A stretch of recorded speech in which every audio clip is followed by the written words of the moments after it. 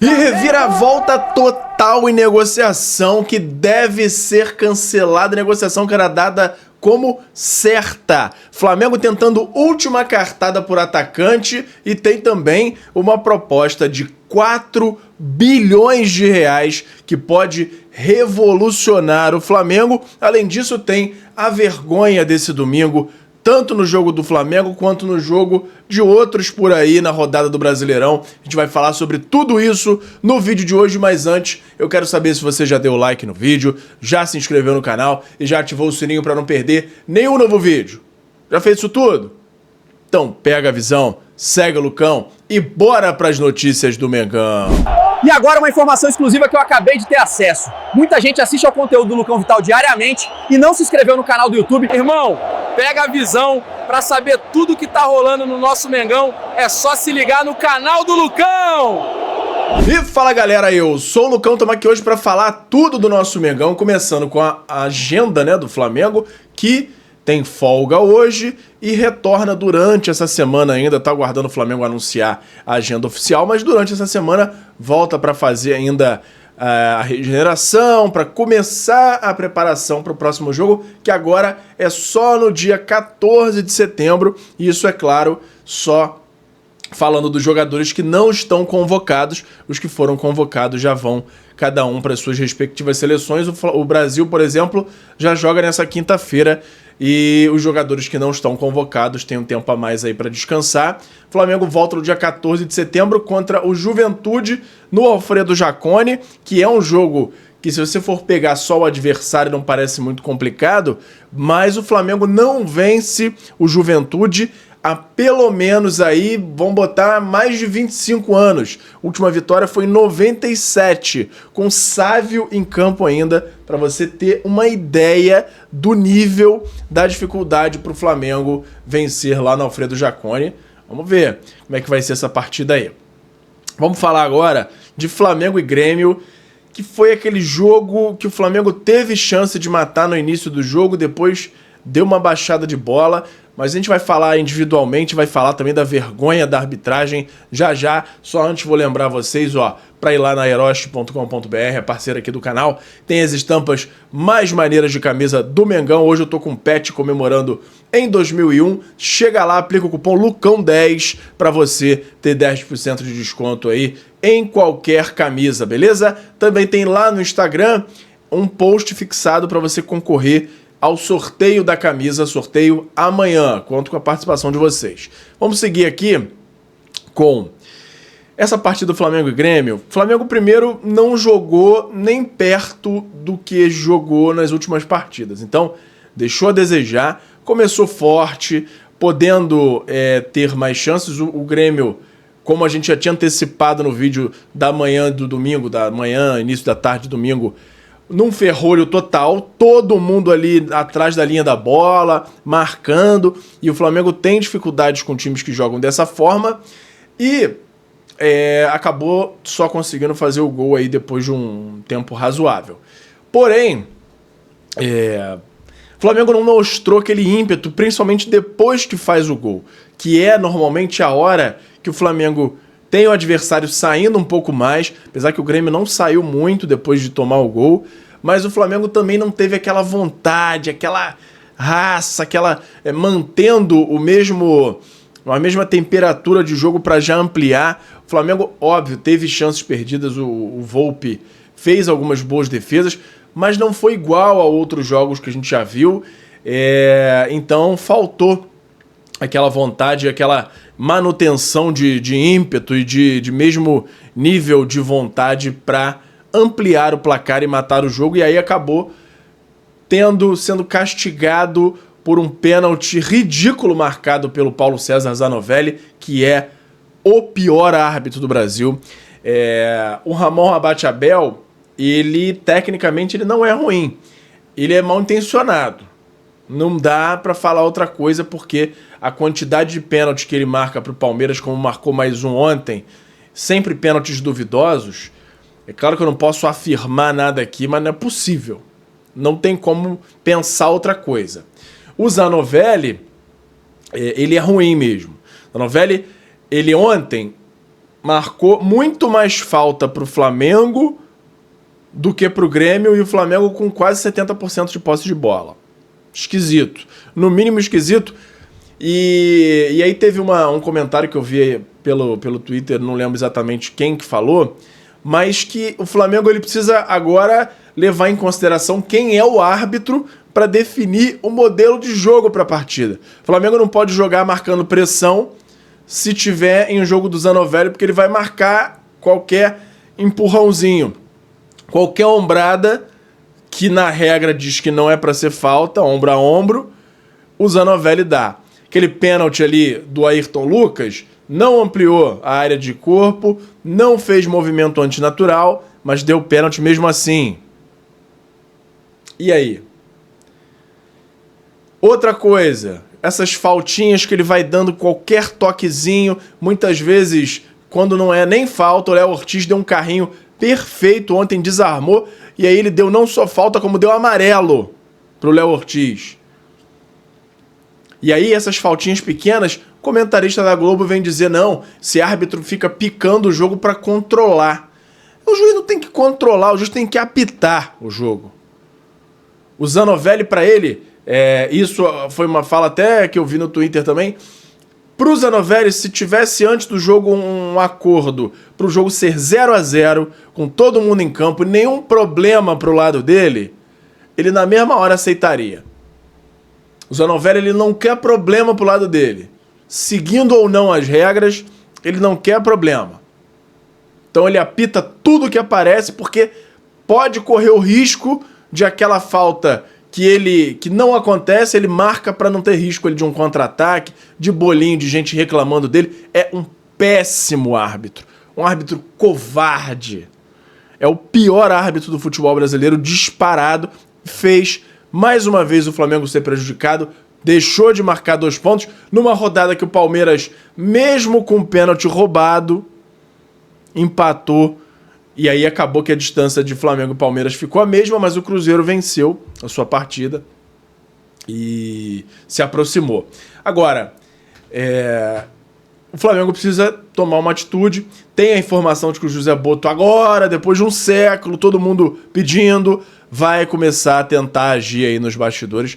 Não acho que deva ser o José Botto, acho que deveria ter uma outra peça aí para tentar ter mais entradas com a CBF nesse sentido, porque não sei se um cara que não é aqui do Brasil, se ia ter a mesma condição ali de influência. Não é influência, vai roubar pro Flamengo. Não, é influência de ter peso, por exemplo, em impedir que um Zanovelli e um Ramon Abate-Abel apite jogo decisivo do Flamengo.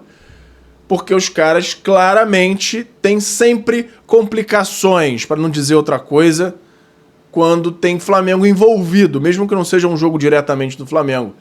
Quando é um jogo que vai prejudicar ou beneficiar o Flamengo, eles têm sempre uma participação muito mais influente que o normal. Então, é uma vergonha. A arbitragem do Brasil está cada vez mais vergonhosa e eu quero ver de vocês aqui nos comentários a opinião sobre esse assunto. Vamos lá, vamos seguir aqui falando mais individualmente do jogo. A Arrascaeta muito bem, é um dos caras aí que a gente tem que destacar. O Saúl muito bem também. Pedro, razoavelmente bem, não dá pra dizer, nossa, como, foi bem, mas foi bem. O De La Cruz não jogou mal também, dentro do possível, ele tá retornando de lesão. Primeiro jogo como titular, depois de aí mais ou menos 3 meses. Atuou legal também. Ficou claro que o Jorginho faz muita falta, mesmo com o De La Cruz jogando bem. O Jorginho faz muita falta, principalmente no segundo tempo, com a saída do De La Cruz, a entrada do Everton Araújo. Que desastre o Everton Araújo. Entrou em campo e o meio-campo do Flamengo se perdeu, acabou o dinamismo no meio-campo. Everton Araújo, ele precisa de uma sequência muito grande de jogos para ficar aceitável.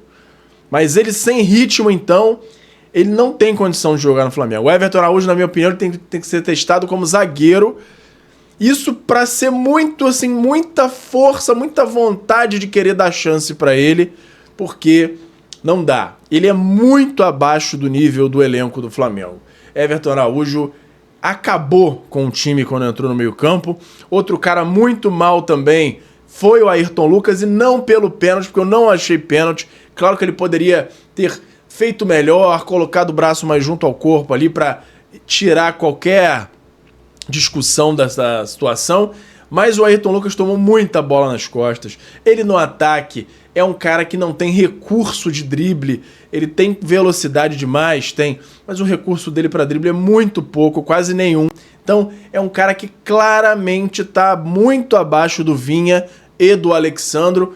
E aí o Felipe Luiz deu até uma declaração sobre essa briga que a gente vai falar já já, mas tá claro que o Vinha tá muito à frente do Ayrton Lucas. O Ayrton Lucas é bom na recomposição, acelera muito bem para chegar na frente dos marcadores, mas ele acelera atrasado, ele não tem aquela visão ali de marcação, tem muito pouco cacuete ali de defensor. Então Ayrton Lucas tem que ser, para mim, a terceira opção, e se chegar uma proposta interessante, pode vender. Sobe algum garoto da base ali para ser a terceira opção quando necessário e mantém Alexandro e Vinha como os laterais do Flamengo. Essa é a minha opinião e eu quero ver se vocês concordam comigo, porque o Ayrton Lucas não tá dando. Muito mal no jogo de ontem. Everton Araújo, péssimo.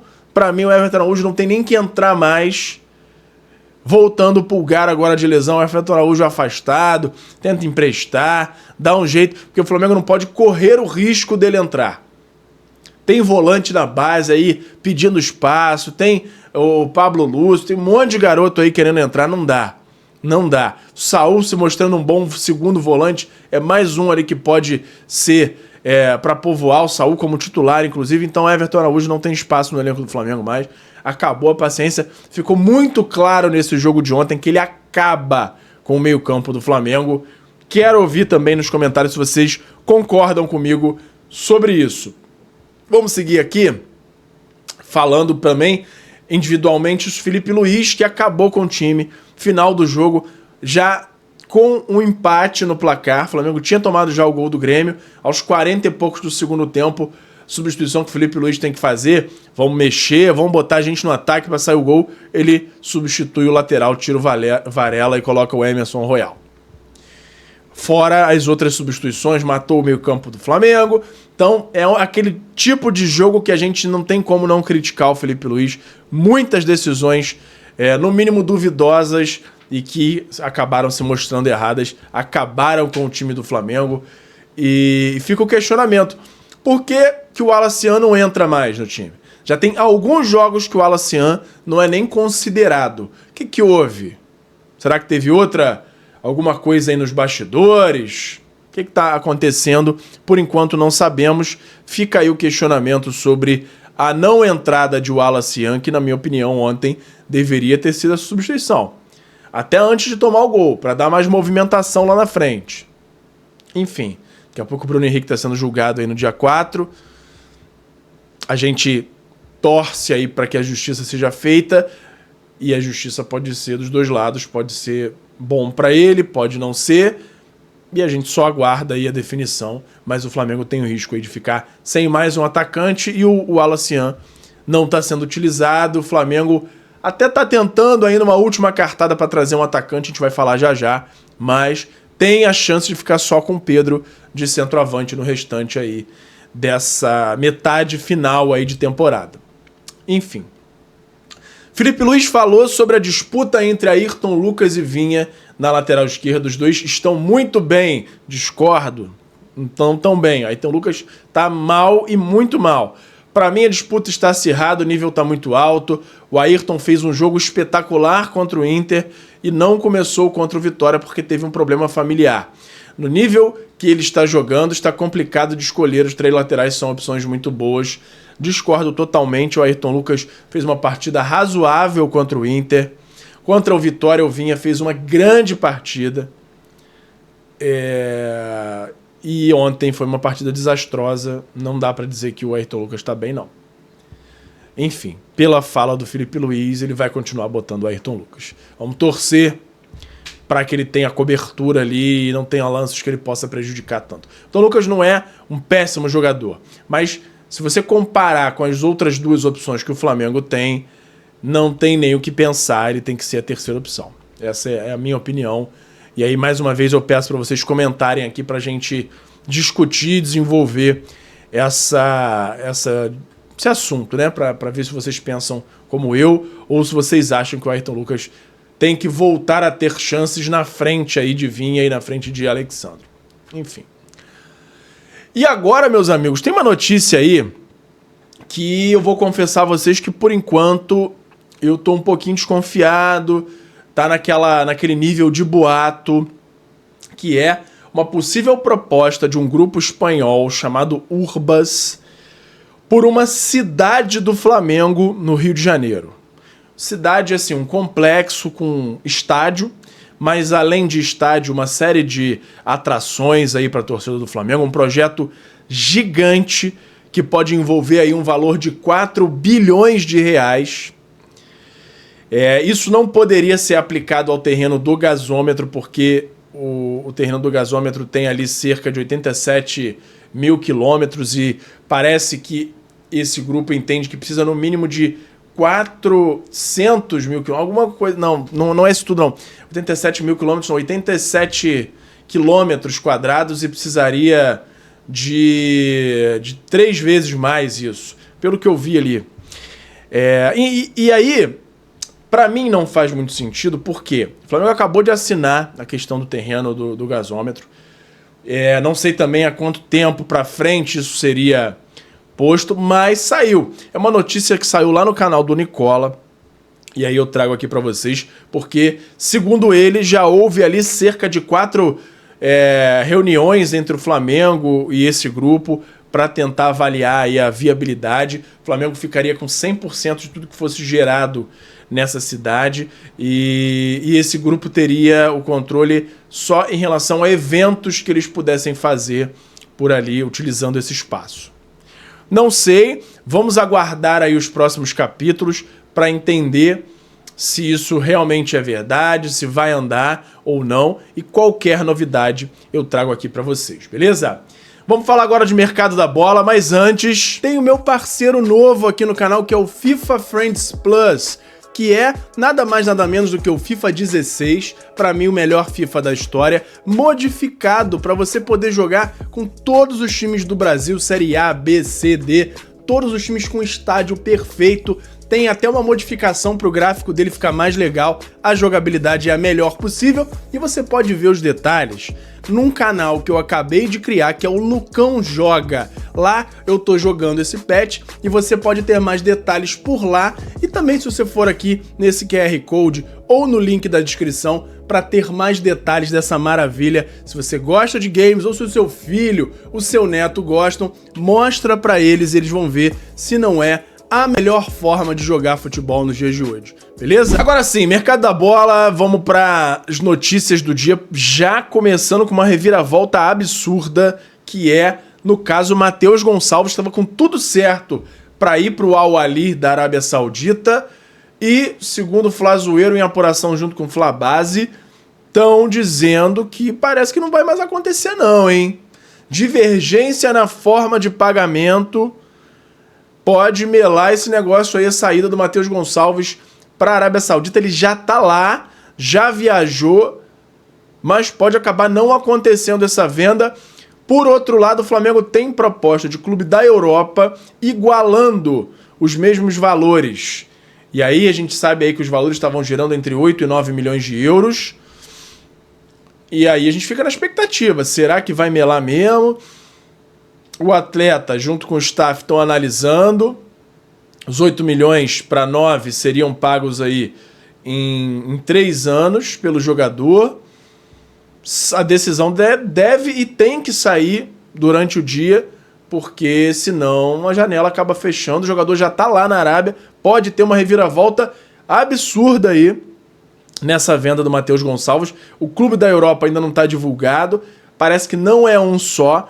Tem uma galera crescendo o olho quando soube aí que aparentemente o negócio tá melando com os árabes. E vamos aguardar, vamos acompanhar e qualquer novidade eu trago aqui para vocês, beleza? Agora tem a entrevista do Zé Boto ontem depois do jogo sobre esse fim de janela. E aí ele falou o seguinte: a janela está aberta ainda, até dia 2, não temos nenhuma previsão de trazer mais ninguém, mas nunca se sabe porque o mercado é volátil, pode aparecer alguma oportunidade, um bom negócio, mas em princípio está fechada. Até acho que não temos. Em Portugal, nós dizemos que água demais mata a planta e acho que temos água suficiente.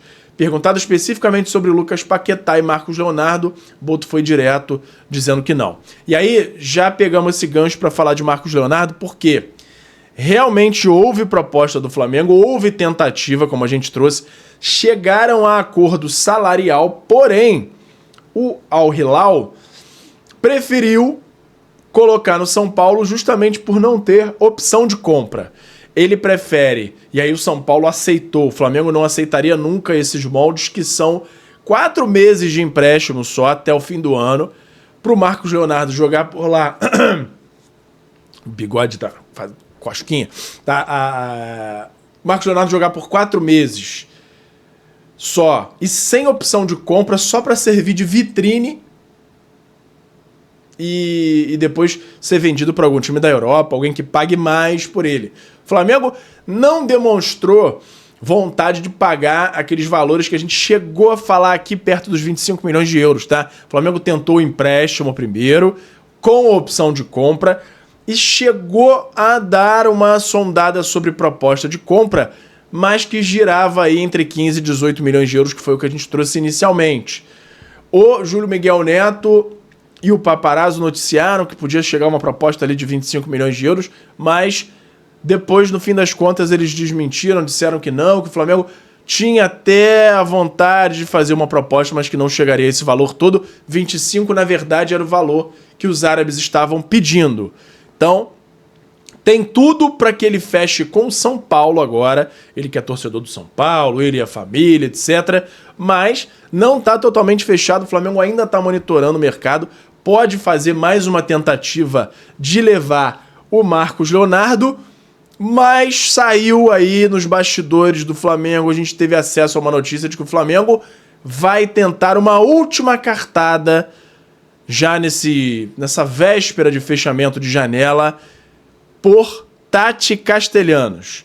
O Flamengo não tem ainda uma noção grande se a Lazio pode ou não aceitar, pode amolecer, ter essa reviravolta aí e aceitar a vinda do Castelhanos, mas vai tentar fazer uma última proposta, subir um pouquinho o sarrafo. Já se sabe que o argentino tem vontade de vir jogar no Flamengo, tá forçando a barra bastante por lá, e o staff do jogador veio para o Flamengo e falou: faz uma tentativa a mais, dá uma subidinha nos valores um pouquinho a mais para ver se a gente consegue aqui mobilizar internamente, fazer com que a Lazio mude de ideia e vocês consigam fechar essa contratação, porque vocês estão na iminência aí de ficar sem opções para o ataque. O Flamengo tá vendo ali até onde ele consegue ajeitar as contas, esticar um pouquinho a corda para fazer a proposta final ali pelo Castelhanos, final nessa janela, pelo menos, para ver se a Lazio vai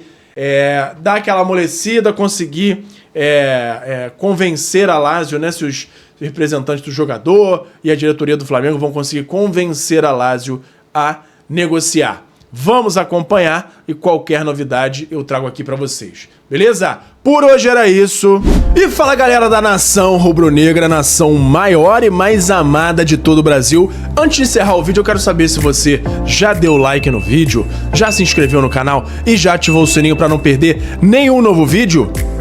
Além disso, tem o botão hypar, que me ajuda muito a levantar o vídeo, a mandar o vídeo para cada vez mais gente. Você que está aí no celular, lá na parte dos comentários, é só arrastar para o lado que vai aparecer a opção de hypar, e você clicando lá me ajuda muito a crescer o canal e me incentiva a continuar produzindo conteúdo aqui para vocês. Me ajuda nisso aí, beleza? Muito obrigado e até a próxima.